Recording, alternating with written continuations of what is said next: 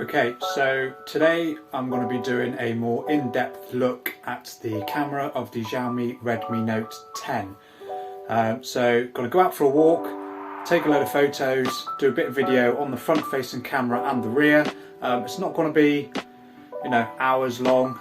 It's just going to be a quick look, and then I'll talk a bit about the photos and the video, and let you know what I think. So let's go.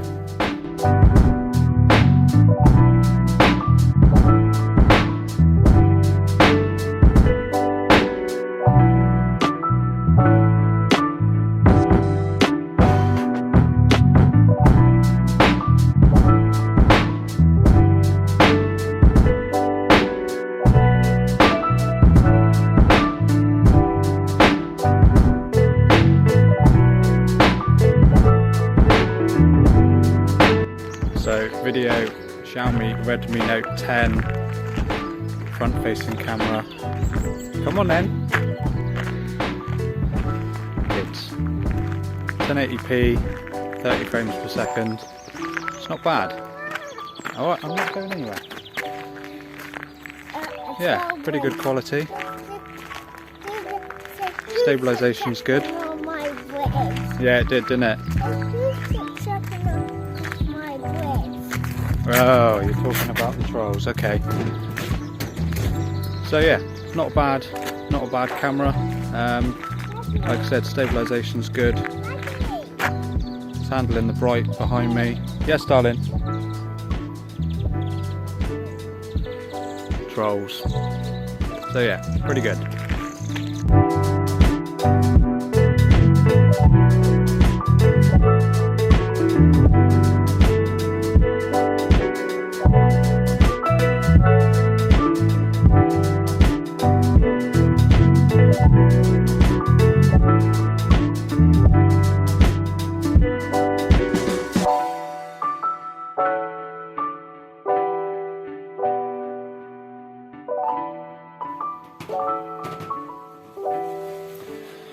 Okay, so back from the walk. I've spoken a little bit about my opinions on the front facing camera and a bit on the rear, as you've seen in those past videos. So now what I'm going to do is I'm going to put a load of the photos up, and talk a little bit more in detail on what I think of them, how I think they've performed. So if you're enjoying, stick around. I won't waffle on for too long, I promise. And then if you like this video, please consider subscribing, and leave some comments down below. That'd be great. So let's go. Right, okay, so I thought I'd get the worst photos out of the way, the worst being my ugly mug. So this is taken obviously on the selfie camera. This is not in portrait mode. I actually really like the selfie camera of the Redmi Note 10. It's a vast improvement on the Redmi Note 9, which, to be honest, I thought was terrible. There wasn't a lot of detail in that one. Pictures were grainy, and just a load of rubbish, really. But this one seems to be a much bigger improvement. There's lots of detail here. The individual hairs on my rubbish beard attempt on the bottom, so that's pretty good. And then if we flip across to portrait mode, again it is nice and detailed. All of the inside fluff on my hoodie, and then on my face there. And if I do a bit of zooming on here, so the separation of the subject is pretty good. I mean, obviously you can, with my hair, how I have it today, there's not many stray hairs or wavy hair for it to kind of make it that tricky. So it's done a pretty good job. We go down there, you can see where it's trying around under my ear, but then again from a distance you're not really going to see that. So it's a nice milky blur from that portrait mode. So yeah, I'm really chuffed with the selfie camera there. So if we go on to here, this is just on the main lens. So nice bright conditions, good amount of detail, pretty natural to what it actually looked like through the eye. And then if I flip across is the ultra wide. On this one, looks really similar. A lot of the time on certain photos from an ultra wide, pictures will be a lot more soft and the color temperature will be different, but this looks quite similar to that main lens. And then here is, I think it's the 5x digital zoom. You know, you can see on here that it's losing detail, but it's to be expected. You're not going to get huge amounts of detail on this, but you know, if you want to get just a little bit closer to something, you know, absolutely fine for that. Okay, so this next one here,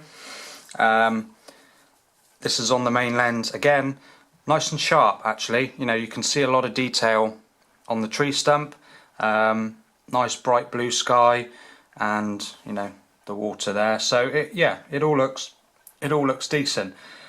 On this next one, if I remember rightly, on this particular one, it does change more than what it did on the previous one. So this one does look a lot softer. You can see that there's not as much detail in the tree stump, but you know, the colour of the sky and the water is very similar. So that's just the main thing that I noticed, is it is a lot softer. And then if you go forward again onto the digital crop, it's the same thing with the other one. You know, you can tell that it's a digital crop. You know, it's just about usable, I think. But then trouble is, when you if you put a photo like this onto somewhere like Facebook, which degrades images even more, then it's going to look a lot worse. So I would probably try and stick to just using photos from the main or the ultra wide. This one again, this was shooting, I mean the sun was kind of up here somewhere, so this was shooting towards sort of relatively harsh light, and it's done a pretty good job.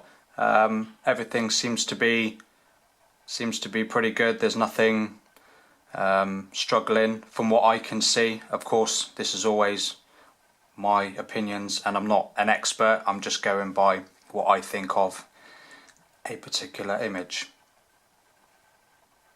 Ultra wide here again.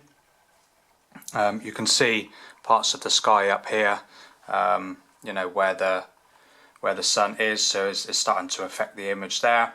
But again, it's done a pretty good job at keeping everything looking nice.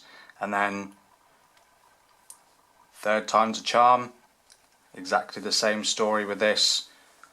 A lot of lost detail, it's quite grainy, and you know, the blue sky is not very blue, so you have lost a bit of saturation in this one, so the grass doesn't look as green, the sky doesn't look as blue, which, you know, if you really wanted to, you could adjust that in post, but I wouldn't bother. So this one I just sort of tried to get a little bit low onto the grass, just to see how it would come out. It's decent. I mean, obviously this is the main part that's in focus here, and then that one strand there and that one strand of grass a little bit there is in focus, but there's a nice amount of blur in the background. It's kept all of that sharp, so it hasn't tried, like what some phones may do, is try to blur a bit of that out, and that one there, it's kept the whole strand nice and sharp, blurred the front, so it's focused on this area here, and you know, it's different. It doesn't look too bad. This was on the macro lens, so I just had a go at seeing what I could get from that. Obviously at the resolution that the macro lens is, you're not going to get a huge amount of detail anyway, but you know, they're not bad. Better than the macro mode on the Redmi Note 9, that's for sure. And then again on this one there, so it's, you know, reasonable amount of detail, colour looks good, so again, a vast improvement on the Redmi Note 9. Okay, so that's my thoughts on the camera of the Redmi Note 10. On the whole, I quite like it. Compromises, obviously, digital zoom, but it's not restricted to just this phone. You'll get that on almost every other phone in this price point. The ultra wide angle lens comes out a lot softer, but again, it's ultra wide lenses. They've never got the best sensors in the world. Smaller apertures, so the detail is never going to be like what the main lens is, and they're generally lower resolution anyway. So it's to be expected from a budget phone. The main camera, however, I do like. It produces nice photos that colour-wise are true to life, good detail, and the selfie camera I actually really like. As I said, it's a vast improvement on the Redmi Note 9, which I thought was absolute tosh. So yeah, I'm quite chuffed. The video from both phones is decent. Stabilization at 4K on the main lens, again, is not great. But on the flip side, the stabilization on the front lens was actually really good. 1080p, granted, but yeah, it was still pretty good. And the audio pickup from both was really good as well. So let me know what you think of the Redmi Note 10. Do you have one? Drop some comments below. Drop some comments as well on some of the photos, what you think. I'd love to hear, and we can get a chat going. So until next time, stay safe, tune in for my next video, and thank you for watching.